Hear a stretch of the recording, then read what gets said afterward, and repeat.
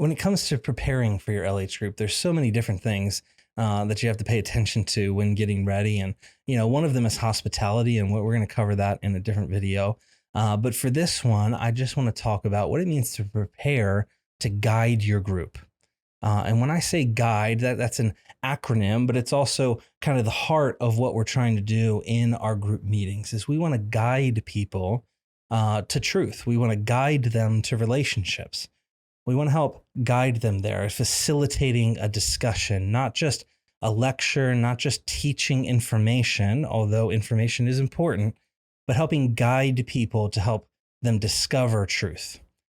Because it's so much better in the process of learning for someone to discover truth on their own than for it is to just be told to them. That people retain it much better when they learned it themselves than when it was just taught. And so we often talk about in preparation that we want to prepare to guide people. And so again, I mentioned that was an acronym. And so it spells out kind of 5 things that we really want to pay attention to when it comes to preparing for our group. The first is that I want you to gather stories. The G stands for gather stories. This means prepare for leading your lesson by getting to know your people, getting to know their story. Where did they come from? What have they been through? Where are they now? Where are they hoping to be? Get to know people. You're not going to be able to be best friends with every single person in your group, but you can be very intentional about getting to know where people are, and knowing where someone is the best first step to knowing how to help guide them to where they want to be. It's hard to get somebody where they want to be if you don't know where they currently are. So gather stories, get to know people. The U stands for use great questions.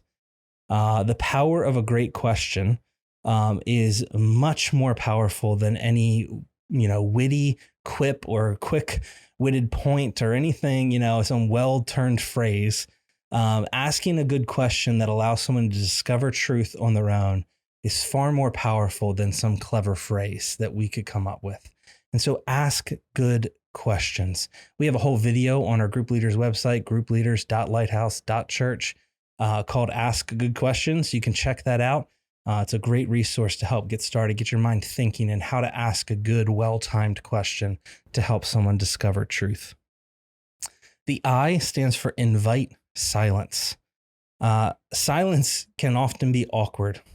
And especially for maybe a new group leader or someone who's just flat out uncomfortable with silence, we often cut that off way too soon. We don't let silence linger.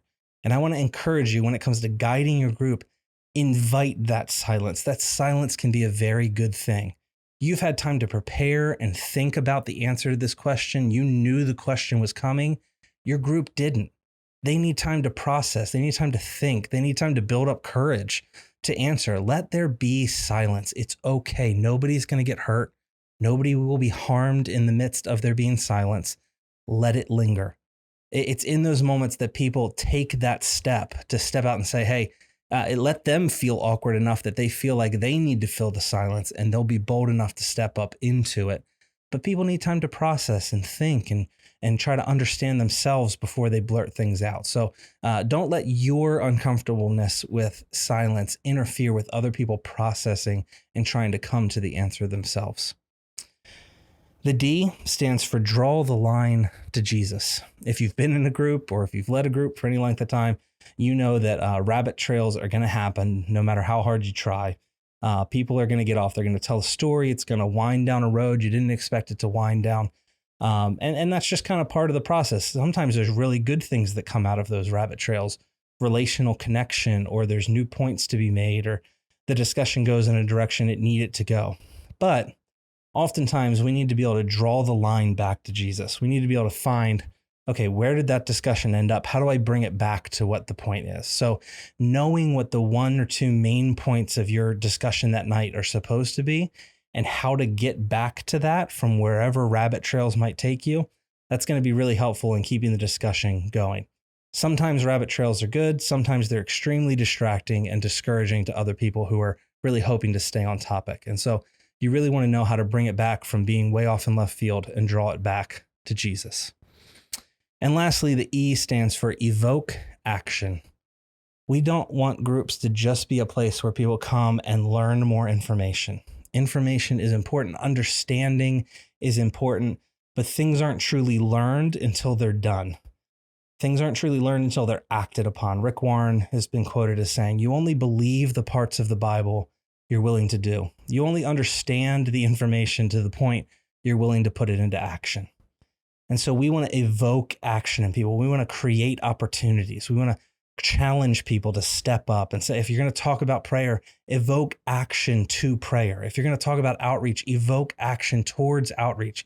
Have a plan to create an opportunity for someone to step in to be able to do what you've talked about. It's in the doing that the information is truly learned and retained. That Jesus has a model that you can track through the Gospels where he'll come and he'll teach a new piece of information, and then he'll model that new piece of information, and then he'll send his disciples out to go do that new piece of information, and then they'll come back and he'll teach them something new.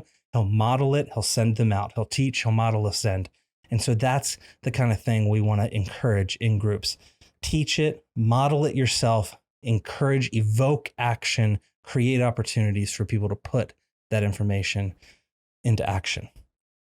And so when you're preparing, we really want you to prepare with that mindset of how to guide people, to gather those stories, to use great questions, to invite silence, to draw the line to Jesus, to evoke action.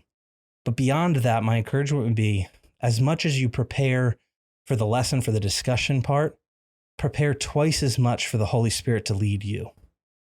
You should be preparing twice as much your own heart, that the Holy Spirit would lead you, that you'd be willing to follow the Holy Spirit, even if it goes off of your plan, even if it goes off of where you thought you were going to go that evening, that you're willing to follow him wherever he leads, that your heart is right, that your relationship with Jesus is in a good, healthy place. And so prepare to be led twice as much as you prepare to lead. Let the Holy Spirit lead and drive your preparation, and just allow him to be at work in your own life so that you can be led to the place where people can take one step closer to Jesus.